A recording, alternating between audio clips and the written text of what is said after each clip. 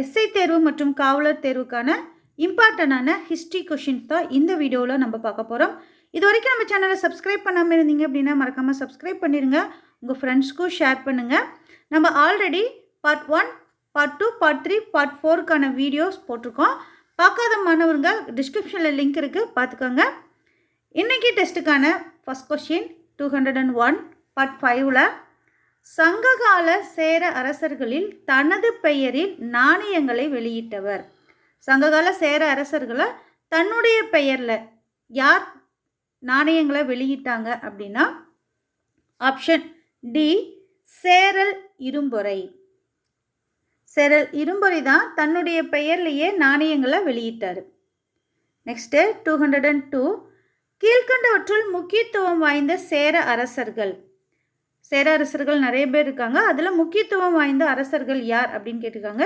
இங்கே கொடுத்த அரசர்களில் எந்தெந்த அரசர்கள் முக்கியத்துவம் வாய்ந்த அரசர்கள் அப்படின்னா உதயன் சேரலாதன், இமயவர்மன் நெடுஞ்சேரலாதன், சேரன் செங்குட்டுவன், சேரல் இரும்பொறை. சரியான விடை ஆப்ஷன் சி 1, 2, 3, 4 சரி. அப்போ இங்கே கொடுத்துருக்கக்கூடிய எல்லா சேர அரசர்களுமே முக்கியத்துவம் வாய்ந்த அரசர்கள் தான். உதயன் சேரலாதன், இமயவர்மன் நெடுஞ்சேரலாதன், சேரன் செங்குட்டுவன், சேரல் இரும்பொறை. நெக்ஸ்ட்டு சோழ அரசர்களில் மிகவும் புகழ் பெற்றவர். சோழ அரசர்கள்லேயே மிகவும் புகழ் பெற்றவர் யார் அப்படின்னா ஆப்ஷன் சி கரிகால வளவன். இவர் தான் கல்லணை கட்டினவர். சோழ அரசர்களையே மிகவும் புகழ் பெற்றவர் யார் அப்படின்னா கரிகால் வளவன். நெக்ஸ்ட்டு 204 கரிகாலன் தன்னை எதிர்த்த சேரர், பாண்டியர் மற்றும் அவர்களை ஆதரித்த 11 வேளிர் தலைவர்களின் கூட்டுப்படையை தோற்கடித்த இடம். வேளிர் தலைவர்கள் அப்படின்னா இப்போ சேரர், சோழர், பாண்டியர் அப்படிங்கிறவங்க பெரிய மன்னர்கள், அதாவது பெரும் பகுதி ஆட்சி செய்யக்கூடிய மன்னர்கள். அந்த ஆட்சிக்கு கீழே குறுநில மன்னர்கள், அவங்கள தான் நம்ம வேளிர் தலைவர்னு சொல்லுவாங்க. அதாவது குறிப்பிட்ட இப்போ 300 ஊர்களை மட்டும் கொண்ட ஒரு பகுதியை ஆட்சி செய்கிறவங்கள தான் குறுநில மன்னர்கள், வேளிர் தலைவர் அப்படின்னு சொல்லுவாங்க. அந்த மாதிரி கரிகாலனை எதிர்த்த சேரர், பாண்டியர் மற்றும் அவங்கள ஆதரித்த 11 வேளிர் தலைவர்களோட கூட்டுப்படையை கரிகாலன் எந்த இடத்துல தோற்கடித்தார் அப்படின்னு கேட்குறாங்க. அதுக்கான சரியான விடை ஆப்ஷன் ஏ வெண்ணி. வெண்ணி அப்படிங்கிற இடத்துல தான் கரிகாலன் சேரர், பாண்டியர் மற்றும் 11 வேளிர் தலைவர்களோட கூட்டுப்படையை தோற்கடித்தார். நெக்ஸ்ட்டு 205 வெண்ணி என்ற இடம் மாவட்டத்தில் அமைந்துள்ளது. வெண்ணி அப்படிங்கிற இடம் எந்த மாவட்டத்தில் அமைந்திருக்கு அப்படின்னா ஆப்ஷன் பி தஞ்சாவூர். தஞ்சாவூர் மாவட்டத்தில் தான் வெண்ணி அப்படிங்கிற இடம் இருக்குது. நெக்ஸ்ட்டு 206 காவிரி ஆற்றின் குறுக்கே கல்லணையை கட்டியவர். நம்ம ஆல்ரெடி பார்த்தோம். கல்லணையை கட்டியவர் யார் அப்படின்னா ஆப்ஷன் பி கரிகாலன். நெக்ஸ்ட்டு 207 சோழர்களின் துறைமுகம். சோழர்களோட துறைமுகம் என்ன அப்படின்னா ஆப்ஷன் சி புகார். நெக்ஸ்ட்டு 208 கரிகாலனின் ஆட்சியின் போதான வணிக நடவடிக்கைகள் பற்றிய விரிவான செய்திகளை வழங்கும் நூல். அதாவது கரிகாலன் ஆட்சி செய்த போது அவங்க எந்தெந்த மாதிரி வணிக நடவடிக்கைகளை மேற்கொண்டாங்க அப்படிங்கிற தகவலை விரிவாக சொல்லக்கூடிய நூல் எது அப்படின்னு கேட்குறாங்க. சரியான விடை ஆப்ஷன் ஏ பட்டினப்பாலை. பட்டினப்பாலையில் கரிகாலன் ஆட்சி செய்த போது அவங்க என்னென்ன நடவடிக்கைகள், அதாவது வணிகத்துக்காக என்ன நடவடிக்கைகள் மேற்கொண்டாங்க அப்படிங்கிறத விரிவாக பார்க்கலாம். நெக்ஸ்ட்டு 209 கீழ்கண்டவற்றில் முக்கியத்துவம் வாய்ந்த சோழ அரசர்களில் தவறானவர். நிறைய முக்கியத்துவம் வாய்ந்தவங்க இருக்காங்க, அதில் இங்கே தவறான ஒருவரை கொடுத்துருக்காங்க. அது யார் அப்படிங்கிறத கண்டுபிடிக்க சொல்கிறாங்க. 1 இளஞ்செட்சென்னி, கரிகால் வளவன், கோச்செங்கணன், கிள்ளிவளவன், பெருநற்கிள்ளி, நெடுஞ்சேரலாதன். இதில் சோழ அரசர்களில் தவறானவர் யார் அப்படின்னா ஆப்ஷன் டி 6, அதாவது நெடுஞ்சேரலாதன். இங்கேயே சேரன் கொடுத்துட்டாங்க. அப்போ மற்ற மன்னர்களெல்லாம் சோழ அரசர்கள், இவர் நெடுஞ்சேரலாதன் அப்படிங்கிறது தவறான விடை. அதாவது முக்கியத்துவம் வாய்ந்த சோழ அரசர்களில் இங்கே சேரலாதன், அதாவது சேரன் அரசர்களை கொடுத்ததுனால இது தவறானவை. நெக்ஸ்ட்டு கரிகால சோழனின் தந்தை. கரிகால் சோழனோட தந்தை பெயர் என்ன அப்படின்னா ஆப்ஷன் ஏ இளஞ்செட்சென்னி. நெக்ஸ்ட்டு 211 கரிகால சோழனின் மகள், கரிகால சோழனோட மகள் பெயர் என்ன அப்படின்னா Adimanthi. Option C Adimanthi. Next 212, இன்றைய தென் தமிழகத்தை ஆட்சி செய்தவர். இன்றைய தென் தமிழகம் அப்படிங்கிறது மதுரை. மதுரை ஆட்சி செய்தவர் யார் அப்படின்னா பாண்டியர்கள். ஆப்ஷன் சி பாண்டியர்கள்.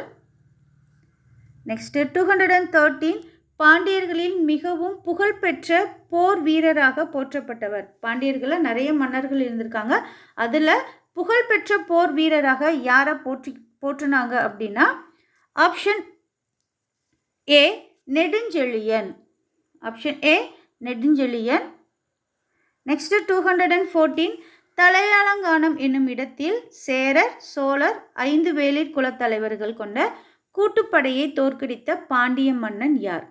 தலையாலங்கானம் அப்படிங்கிற இடத்துல சேரர் சோழர் இவங்களோட 5 வேளிர் குல தலைவர்களும் சேர்ந்து பாண்டிய மன்னனை கூட்டுப்படையை தோற்கடித்த பாண்டிய மன்னன் யார்? அதாவது இவங்களை ஜெயிச்ச பாண்டிய மன்னன் யார் அப்படின்னு கேட்குறாங்க. Option B Nedunchezhiyan. அதனால் அந்த போரில் வென்றதுனால தான் இவங்க தலையாலங்காலத்து நெடுஞ்செழியன் அப்படிங்கிற ஒரு பட்டம் அவருக்கு கிடைச்சிருக்கும். நெக்ஸ்ட்டு 215, கொற்கையின் தலைவர் என போற்றப்படும் பாண்டிய மன்னன். கொற்கையின் தலைவர், கொற்கை அப்படின்னா துறைமுகம், அதோட தலைவர் அப்படின்னு போற்றக்கூடிய பாண்டிய மன்னன் யார் அப்படின்னா ஆப்ஷன் சி நெடுஞ்செழியன். நெக்ஸ்ட்டு பொறுத்துக.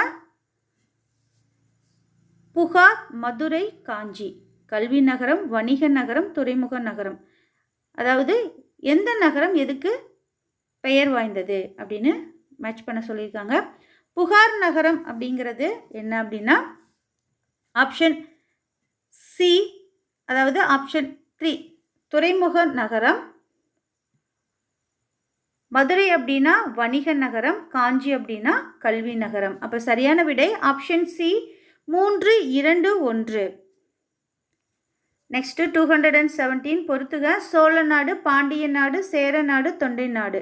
சோழ நாடுனா என்ன? அதாவது சோறுடைத்து, முத்துடைத்து, வேளமுடைத்து, சான்றோருடைத்து அப்படின்னு சிறப்பு பெயர்கள் இருக்குது. அப்போ சோழ நாடு அப்படின்னா எதுக்கு சிறப்பு அப்படின்னா சோழ நாடு அப்படின்னா சோறுடைத்து, பாண்டிய நாடு அப்படின்னா முத்துடைத்து, முத்து ஃபேமஸ், அப்போ முத்துடைத்து, சேர நாடு அப்படின்னா வேளமுடைத்து, தொண்டை நாடு அப்படிங்கிறது சான்றோருடைத்து. அப்போ சரியான விடை ஆப்ஷன் டி 1, 2, 3, 4. நெக்ஸ்ட்டு 218, கீழ்கண்டவற்றில் சேர மன்னர்கள் சூட்டிக்கொண்ட பட்டங்களில் பொருந்தாதது. அவங்க நிறைய பட்டங்களை சூட்டிக்கிட்டாங்க. இங்கே கொடுத்துருக்கிறதுல சேர மன்னர்கள் சூட்டாத பட்டம் எது அப்படிங்கிறத கண்டுபிடிக்க சொல்கிறாங்க. ஆதவன், குட்டுவன், வானவன், இரும்பொறை, சென்னி. இதில் சேர மன்னர்கள் சூட்டிக்கொண்ட பட்டங்களில் தவறானது எது அப்படின்னா ஆப்ஷன் டி 5 சரி. அதாவது சென்னி, சென்னி அப்படிங்கிறது தான் சரியான விடை. அதாவது பட்டங்களில் பொருந்தாதது சென்னி. நெக்ஸ்ட் 219, கீழ்கண்டவற்றில் சோழ மன்னர்கள் சூட்டிக்கொண்ட பட்டங்களில் பொருந்தாதது. சோழ மன்னர்கள் சென்னி, செம்பியன், கிள்ளி, வளவன், வழுதி அப்படிங்கிற பட்டங்களை சூட்டிட்டாங்க. இதில் அவங்க சூட்டிக்கொள்ளாத பட்டம் என்ன, அதாவது பொருந்தாத பட்டம் என்ன அப்படின்னு கேட்குறாங்க. ஆப்ஷன் டி 5 சரி. அதாவது வழுதி, வழுதி அப்படிங்கிற பட்டத்தை சோழர்கள் சூட்டிக்கொள்ளவில்லை. நெக்ஸ்ட்டு 220, கீழ்கண்டவற்றுள் பாண்டிய மன்னர்கள் சூட்டிக்கொண்ட பட்டங்களில் பொருந்தாதது. மாறன், வழுதி 1, செழியன், வளவன், தென்னன். சரியான விடை ஆப்ஷன் சி 4 சரி. அதாவது வளவன் அப்படிங்கிற பெயரை அவங்க சூட்டிக்கொள்ளலை. பாண்டிய மன்னர்கள் சூட்டிக்கொண்ட பட்டங்கள் மாறன், வழுதி, செழியன், தென்னன், வளவன் அப்படிங்கிற பட்டத்தை அவங்க சூட்டிக்கல. அப்போ அதில் 4 சரி. நெக்ஸ்ட்டு 221, பொறுத்துக. சேரர்கள் அவங்களோட பூக்கள், அவங்களுடைய பூக்கள் கொடுத்துருக்காங்க, அதை சரியாக பொறுத்து சொல்லியிருக்காங்க. சேரர், சோழர், பாண்டியர் பனம்பூ, அத்திப்பூ, வேப்பம்பூ.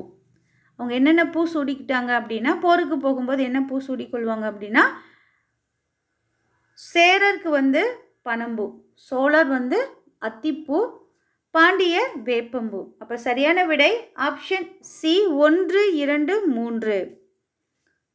நெக்ஸ்ட்டு சேரர் பொறுத்துக்கு கொடுத்துருக்காங்க. சேரர், சோழர், பாண்டியர் அவங்களுடைய துறைமுகம் என்ன அப்படிங்கிறத பொறுத்து சொல்லியிருக்காங்க. சேரர்களோட துறைமுகம் முசிறி, தொண்டி. சோழருடைய துறைமுகம் புகார். பாண்டியரோட துறைமுகம் கொர்க்கை. அப்போ சரியான விடை ஆப்ஷன் சி 1, 2, 3.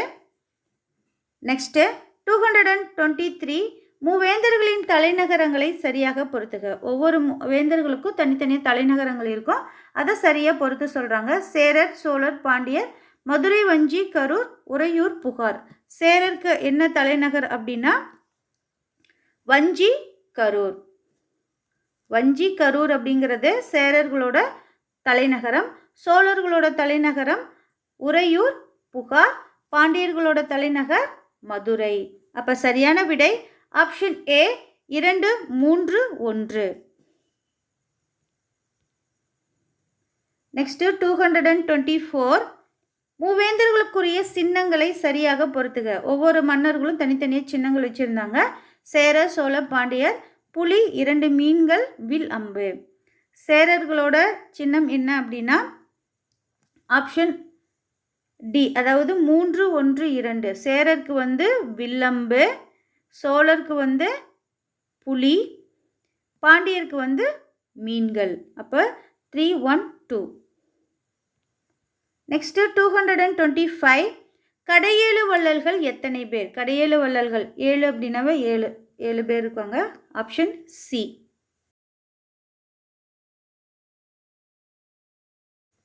நெக்ஸ்ட்டு 226 கடையேழு வள்ளல்களில் பொருந்தாதவர். கடையேழு வள்ளல்கள் அப்படின்னா பாரி, ஓரி, காரி, நல்லி, பேகன், ஆய், அதியமான். இவங்க தான் கடையேழு வள்ளல்கள்னு சொல்லுவாங்க. இதில் கடையேழு வள்ளல்களில் பொருந்தாதவர் யார் அப்படின்னா ஆப்ஷன் சி 4 சரி. அதாவது கபிலர், பரணர். இவங்க வந்து புலவர்கள்.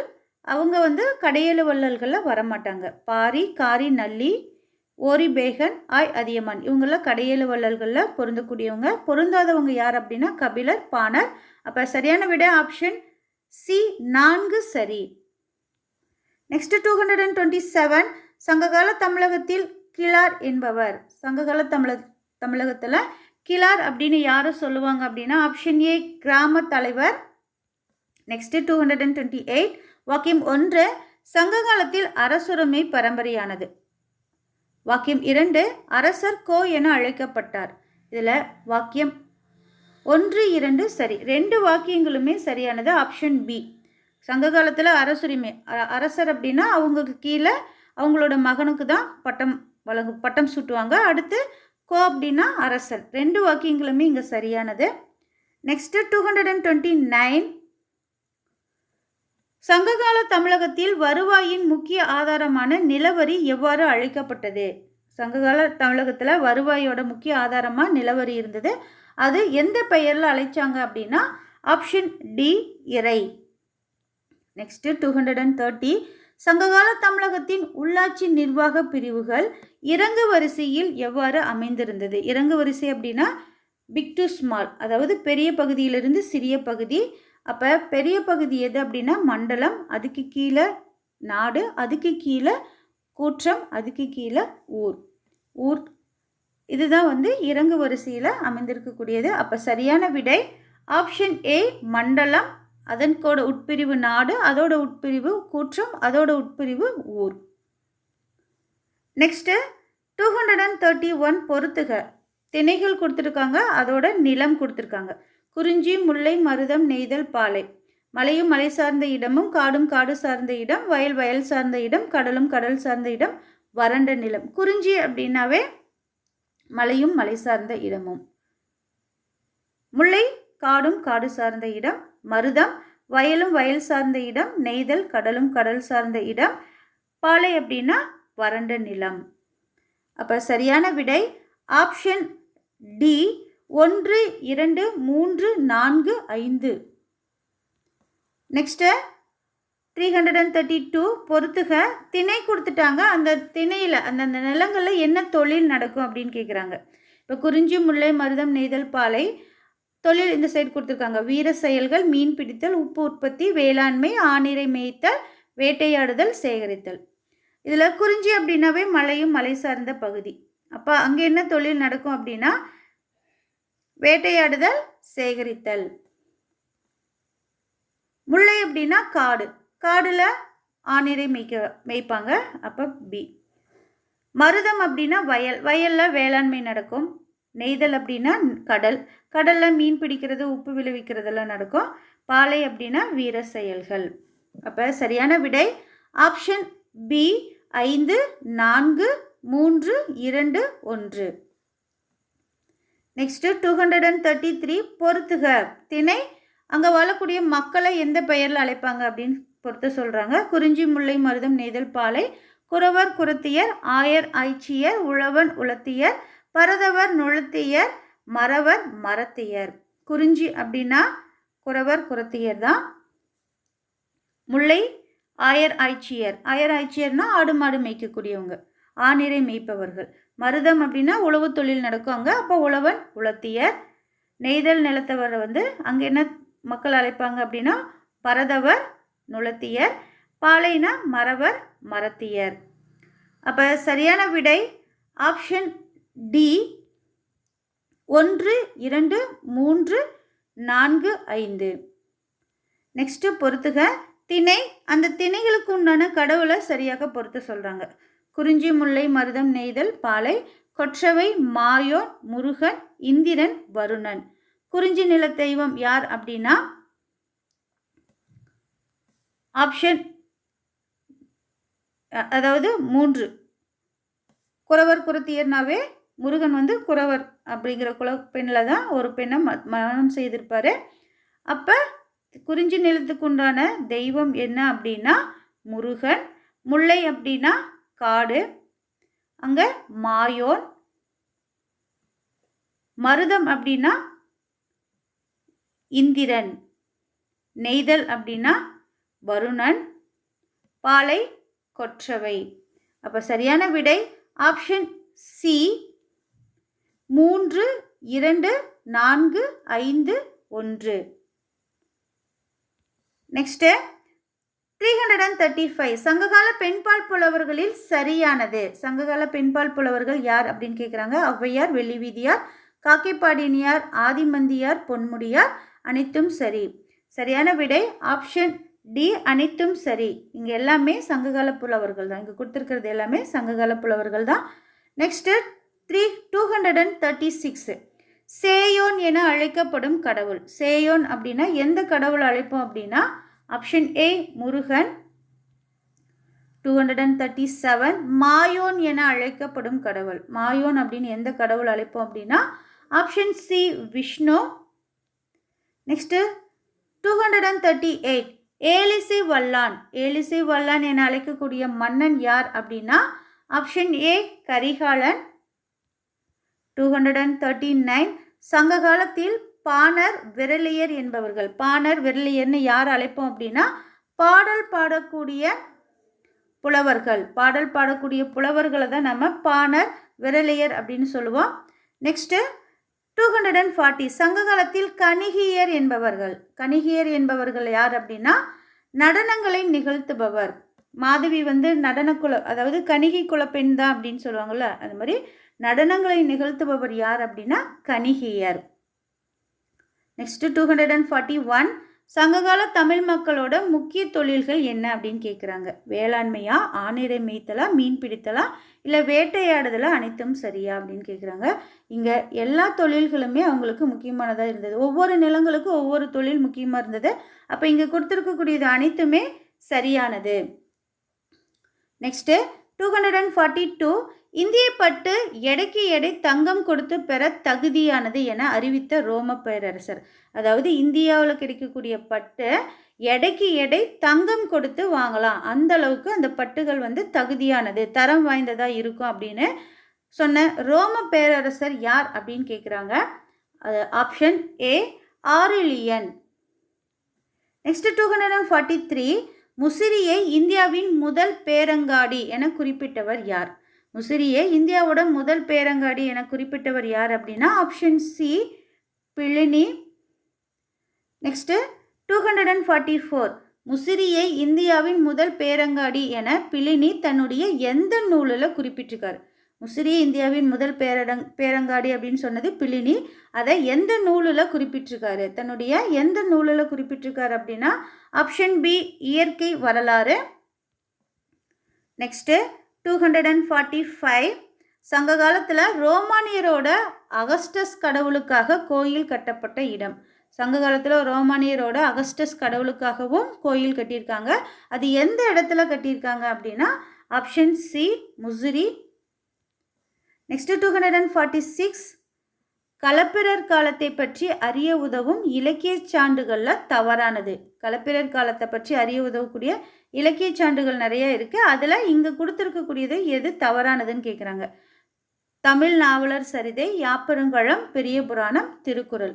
இதில் களப்பர் காலத்தை பற்றி அறிய முடியாத இலக்கிய சான்று எது அப்படின்னா அது திருக்குறள். மற்ற மூன்றுமே பார்த்தீங்க அப்படின்னா களப்பிரர் காலத்தை பற்றி அறியக்கூடிய இலக்கிய சான்று. நெக்ஸ்ட்டு 247 களப்பிரர் காலத்தில் எழுதப்பட்ட காப்பியங்கள் என்ன அப்படின்னு கேட்குறாங்க. களப்பிரர் காலத்தில் எழுதின காப்பியங்கள் எது அப்படின்னா ஆப்ஷன் பி சீவக சிந்தாமணி, குண்டலகேசி. இந்த 2 காப்பியங்களுமே களப்பிரர் காலத்தில் எழுதப்பட்ட காப்பியங்கள் தான். நெக்ஸ்ட்டு 248 தமிழகத்தில் யாருடைய காலத்தில் பௌத்தமும் சமணமும் முக்கியத்துவம் பெற்றது. பௌத்த மதமும் சரி சமண மதமும் ரெண்டும் முக்கியத்துவம் வாய்ந்ததாக யாருடைய காலத்தில் இருந்தது அப்படின்னா ஆப்ஷன் சி களப்பிரர் காலம். நெக்ஸ்ட்டு 249 களப்பிரர் காலத்தில் சமஸ்கிருதம், பிராகிருதம் ஆகிய மொழிகளோட அறிமுகத்தால் உருவான புதிய எழுத்து முறை. களப்பிரர் காலத்தில் சமஸ்கிருதமும் பிராகிருதமும் சேர்ந்து மொழிகள் 2 அறிமுகமானதுனால ஒரு புதிய எழுத்து தோன்றியது. அந்த எழுத்து என்ன அப்படின்னா ஆப்ஷன் ஏ வட்டெழுத்து. நெக்ஸ்ட் 250 கீழ்காணும் அரச வம்சங்களில் எது சங்க காலத்தில் ஆட்சி அதிகாரத்தில் இல்லை. சங்க காலத்தில் எந்த அரச வம்சம் ஆட்சி அதிகாரத்தில் இங்கே கொடுத்துருக்கிறதுல இல்லை அப்படின்னு கேட்குறாங்க. பாண்டியரா, சோழரா, பல்லவரா, சேரரா அப்படின்னு கேட்குறாங்க. அதில் சரியான விடை ஆப்ஷன் சி பல்லவர். சேரர், சோழர், பாண்டியர் இந்த 3 பேருமே சங்க காலத்தில் ஆட்சி செய்தவங்க. அதில் பல்லவர்கள் மட்டும் சங்க காலத்தில் ஆட்சி செய்யலை. டே ஸ்டூடெண்ட்ஸ், மொத்தம் நம்ம இன்றைக்கி 50 கொஷின்ஸ் பார்த்தோம். தொடர்ந்து நோட் போட்டு ஃபாலோ பண்ணிகிட்டே வாங்க. கண்டிப்பாக நம்மளால் சக்ஸஸ் பண்ண முடியும். மிஸ் பண்ணாமல் நம்ம சேனலில் கொடுக்கக்கூடிய வீடியோவை பார்த்துட்டே வாங்க.